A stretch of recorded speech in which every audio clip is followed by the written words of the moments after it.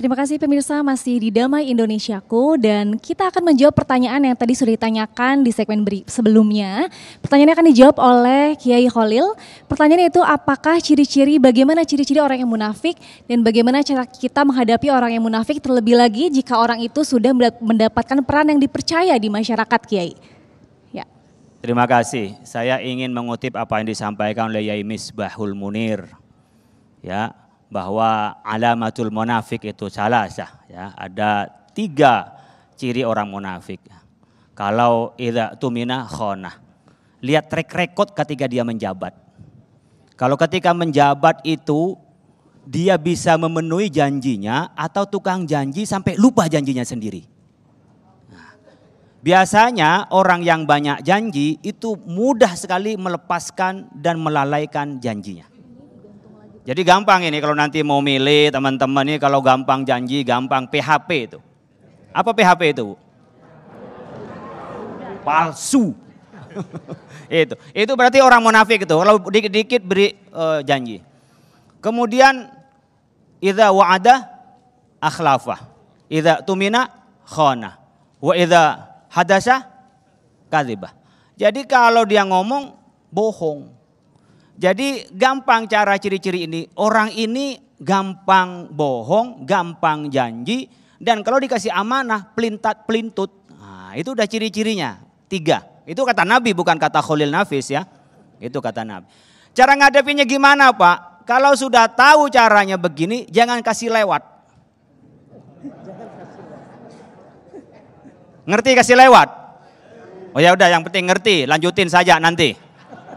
Jangan kasih lewat dia, jangan pernah kasih kepercayaan, jangan pernah percaya, jangan dekat-dekat sama kita. Tadi kayak Azhari sudah sampaikan, itu akan menular ke kita. Ibu bapak sekalian, kenal boleh Pak, boleh kenal, tapi jangan jadikan sahabat. Kalau kenal dengan siapa saja, jangan sampai mutus silaturahim. Tapi kalau menjadikan sahabat sebagai patron kita, mitra kita, pusing kita. Oleh karena itu cukup kenal saja. Saya ingin membandingkan Bapak Ibu sekalian, ibaratnya rumah.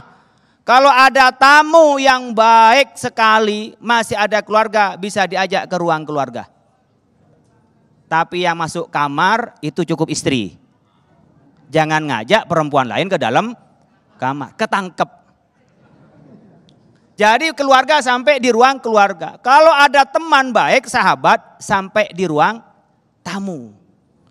Kalau tukang Pak Pos cukup depan pintu, pagar. Bahkan gak sampai masuk dalam pagar, di ruang pagar.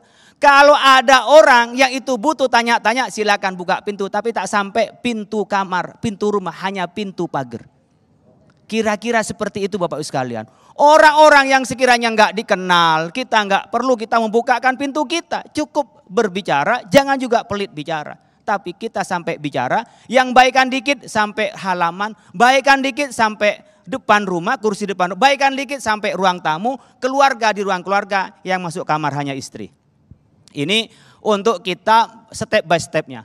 Demikian Bapak Ibu sekalian, di dalam kita menyikapi bagaimana orang-orang yang berkepentingan pada kita. Orang yang gak tahu kebatilan, mudah kepleset pada kebatilan.